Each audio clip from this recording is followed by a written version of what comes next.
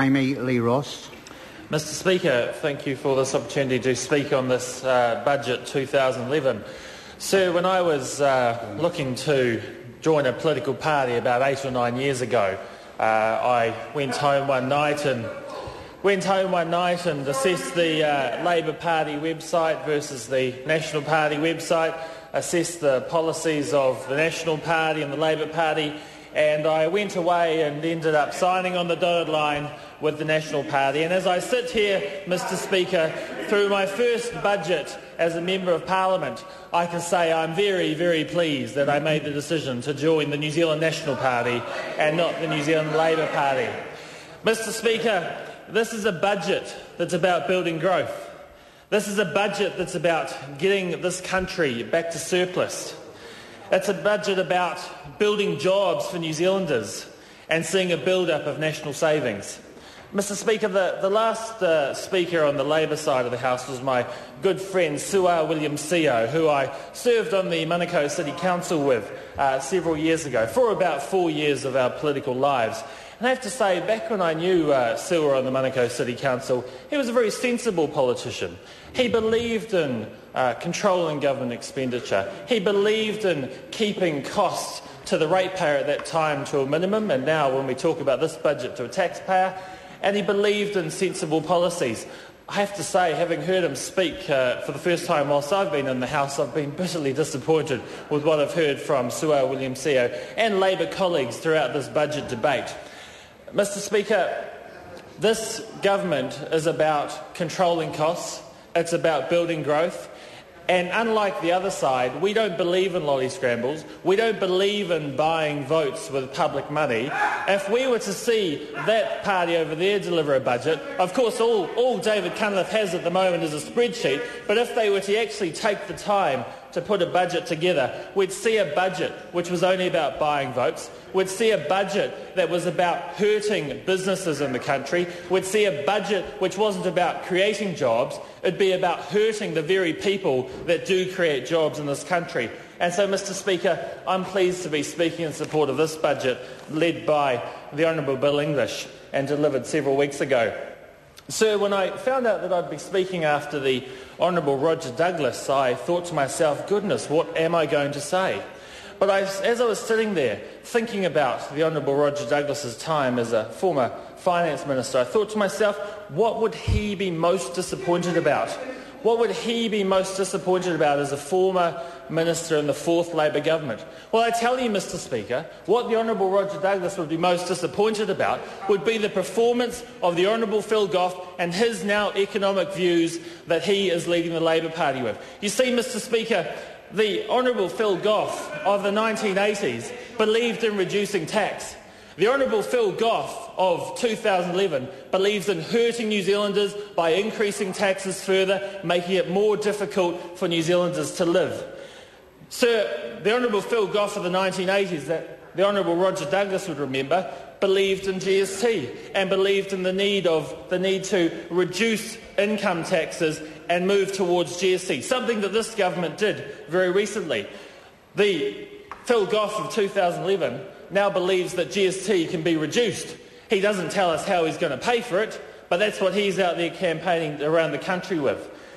The Phil Goff of the 1980s also saw the need to invest in future assets by selling assets which are good for Kiwis to invest in. This government's doing that now. This government is proposing to the country a mixed ownership model where Kiwis will have the opportunity to invest in successful companies. You see, out there in the real world, people really have the opportunity to invest in good quality companies like these. Many people have invested in finance companies and lost their money. And if you go to the local grey power meeting, Mr Speaker, if MPs were to go to the local grey power meeting and say to those people in that meeting, would you rather invest in a finance company or would you rather invest in one of these successful government companies that we're now giving you the opportunity to invest your money in so that we can build more assets for New Zealanders, what do you think they'd say? Mr Speaker, what do MPs believe they'd say?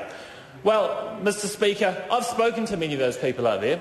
I've asked them, would they prefer to invest in finance companies or successful companies that we're now making available? And every single time they've said to me, well, goodness, if we invest our money in finance companies, it's at great risk. But here's an opportunity for us.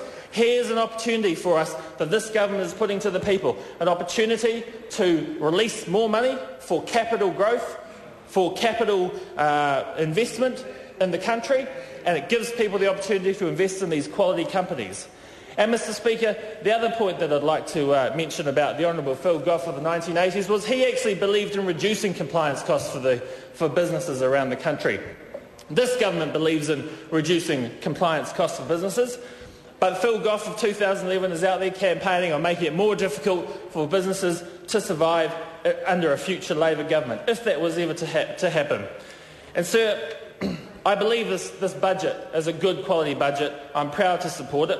I'm proud to support it because we're seeing more funding for health, we're seeing more funding for education, and we're seeing more funding for justice, and a $1.6 billion infrastructure program. I want to particularly mention the extra funding for early childhood education, because during the recent Botany by-election, members of the Labor Party ran around like headless chicken trying to scare people into thinking that funding for ECE had reduced. Well, at the time, I was proud to say that the government that I was representing in that by-election was spending a record level of money on early childhood education. And look what this government now delivers. This government's now delivering an extra $550 million for early childhood education. And I'd like Sue Moroney to stand up and thank the Honourable Anne Tolley. Thank the Honourable Anne Tolley for the extra funding that she's putting in. Mr Speaker, the Honourable Anne Tolley... Point of order, Sue Moroney. Thank you, Mr Speaker. I was wanting to know if the member was actually yielding his call, because I would be very pleased to actually take a call. He was inviting me to get up and take one, and I want to know if he's yielding. No, I think he's certainly... I think you've got the next call, and you can have 10 minutes. So, Jami-Lee Ross. Mr Speaker, I am looking forward to that speech of thanks to the Honourable Anne Tolley, and I will be listening intently when that comes along, because $550 million for early childhood education is a lot of money going towards those children. And it's money for children who will benefit the most from it too. Māori and Pacific Island communities, those from the most disadvantaged, that really need a bit of a hand up, a bit of a help to get themselves into early childhood education. And that funding, a big part of that funding, will go towards helping them. And so I'm proud to now stand here and say to the people of Botany and those listening that $550 million for ECE Extra is a good amount of money, and I'm pleased to be supporting that. I also want to support and speak about the extra $2.2 billion to public health services over the next 3 years. An additional $585 million worth of initiatives are coming in 2012. Let's also talk about justice. The justice sector is receiving $157 million more over the next 2 years. Now, Mr Speaker, I was out recently with the New Zealand Police on a Friday night having a ride-along, as I know many members of the public, members of Parliament sitting here have probably done. And the police out there on the streets are very appreciative of the funding and the focus that this government has put into law and order.